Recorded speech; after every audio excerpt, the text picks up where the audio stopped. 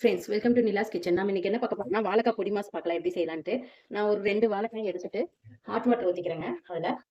அது கூடவே கொஞ்சமா கல்லுப்பு, மஞ்சத்தூள் போட்டு ஒரு 5 நிமிஷம் க்ளோஸ் பண்ணி வச்சுக்கிறேன். மஞ்சத்தூள் போட்டுக்கிறேன். அவ்வளோதான்.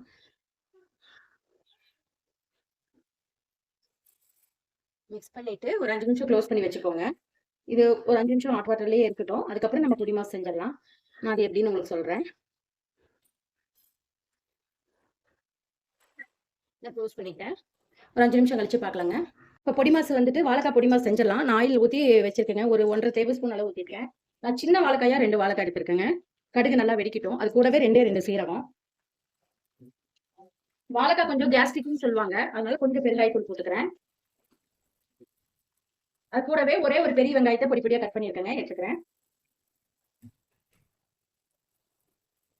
கொஞ்சமா கறி லீஃப் போட்டு நல்லா டீப்பா ஃப்ரை பண்ணிக்கோங்க. எதுக்கு நம்ம பெருங்காயம் போடுறோம்னா வந்து அல்ல பிடிச்சிருச்சு அப்படின்னு எங்க பாட்டி சொல்லுவாங்க. வாழைக்காய் சாப்பிட்டா வாவி அப்படின்னு சொல்லுவாங்க. அப்பெல்லாம் ஐ மீன் கேஸ்ட்ரிக் ட்ரபிள் தான் அவங்க அப்படின்னு சொல்றாங்க. அதுக்காக நம்ம இந்த பெருங்காயம் போட்டோம்னா நமக்கு அந்த ப்ராப்ளம் வராதுங்க. அதுக்காக தான் பருப்புல எல்லாத்துலயுமே நம்ம பெருங்காயம் ஆட் பண்றோம். ஒரு 1/4 டேபிள் ஸ்பூன் அளவுக்கு கம்மியா மஞ்சத்தூள் போட்டுக்கிறேங்க. கொஞ்சமா தூளுப்பு போட்டுக்கிறேன். நான் வந்து இதுல ஒரு 1/2 டேபிள் ஸ்பூன் அளவு போடுறேங்க. வேணுமா டேஸ்ட் பார்த்துட்டு போட்டுக்கலாம். அதிகமாயிட்டா சாப்பிட முடியாது. நல்லா ஃப்ரை ஆகணும். பாருங்க, இந்த ஆனியன் ஃப்ரை ஆயிடுச்சு. இப்போ நான் ரெட் சில்லி பவுடர், வீட்லயே அரைச்ச பவுடர், நான் ஒரு 1/4 டேபிள் ஸ்பூன் அளவு எடுத்துக்கிறேன் காரத்துக்கு. ஒரு சிலர் மிளகா கிள்ளி போட்டு கூட தாளிப்பாங்க. ஏன்னா குழந்தைக்கு தெரியாம வாயில கடிச்சிருவான். அதுக்காக நான் இப்போ பவுடரா யூஸ் பண்ணிருக்கேன். நான் எடுத்து வச்சுக்க வாழைக்காயை போட்டு நல்லா ஃப்ரை பண்ணிக்கிறேன். இந்த ஆயிலே நல்லா ஃப்ரை ஆகணும். சில்ல வச்சு நல்லா ஃப்ரை பண்ணிக்கோங்க. ஆக்சுவலி டீப்பா இந்த ஆயிலே ஃப்ரை ஆகணும். நமக்கு ஆயிலே ஃப்ரை ஆகட்டும், காமிக்கிறேன். பாருங்க, நல்லா இந்த மாதிரி டீப்பா ஃப்ரை பண்ணிக்கோங்க. கொஞ்சம் சிம்ல வச்சுக்கோங்க. அடுப்பை வச்சு நல்லா ஃப்ரை பண்ணிட்டே இருங்க. நல்லா கிறிஸ்பினஸோட வருங்க நமக்கு இந்த மாதிரி செஞ்சீங்கன்னா. செம்ம டேஸ்டாகவும் இருக்கும். நம்ம ஆயில் அதிகமாக யூஸ் பண்ண வேண்டியது இல்லை. இது வாழைக்காய் பொடி மாசுன்னு சொல்லுவாங்க எங்க ஊர்ல.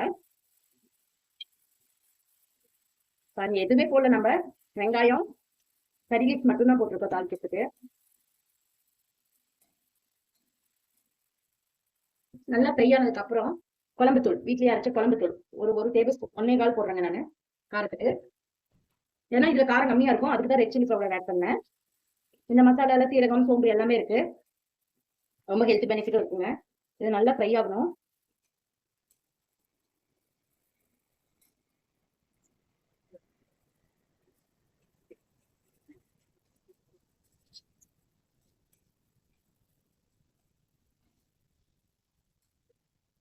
நான் டேஸ்ட் பாக்குறேன்.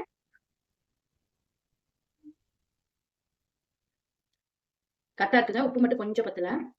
நான் கொஞ்சமா கடலெண்ணெய் ஊத்திக்கிறேன், ஒரு ஸ்பூன். எதுக்குன்னா கடலெண்ணெய் ஊத்தணும்னா அதோட டேஸ்ட் சூப்பரா இருக்குங்க. அதுக்காக எப்பவுமே ஃபைனல் டச்சா நான் கொஞ்சமா கடலெண்ணெய் ஊத்துவேன் இந்த மாதிரி ஃப்ரைக்கெல்லாம்.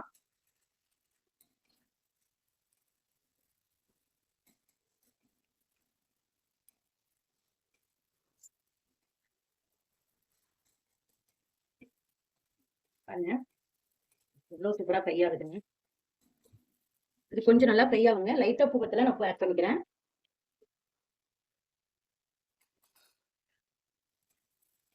இந்த மாதிரி நல்லா ஃப்ரை பண்ணிட்டீங்கன்னா அவ்வளோ டேஸ்டா இருக்கும். நீங்களும் கண்டிப்பா ட்ரை பண்ணணும். பண்ணி பார்த்துட்டு எனக்கு மறக்காம கமெண்ட் பண்ணுங்க. டேஸ்ட் அடிச்சுக்கவே முடியாதுங்க. இதுக்கு சாம்பார் காம்பினேஷன் நல்லா இருக்கும். தயிர் சாதம், ரச சாப்பாட்டுக்கு எல்லாத்துக்குமே இந்த வாழைக்காய் ஃப்ரை சூப்பரா இருக்குங்க.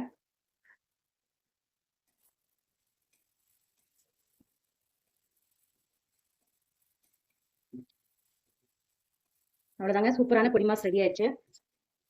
கண்டிப்பா நீங்களும் இந்த மாதிரி ட்ரை பண்ணுங்க. பார்த்துட்டு மறக்காம எனக்கு கமெண்ட் பண்ணுங்க. இந்த வீடியோ பிடிச்சிருந்தா லைக் பண்ணுங்க, ஷேர் பண்ணுங்க, மறக்காம சப்ஸ்கிரைப் பண்ணிடுங்க. தேங்க்யூ சோ மச் ஃபார் வாட்சிங். Bye by.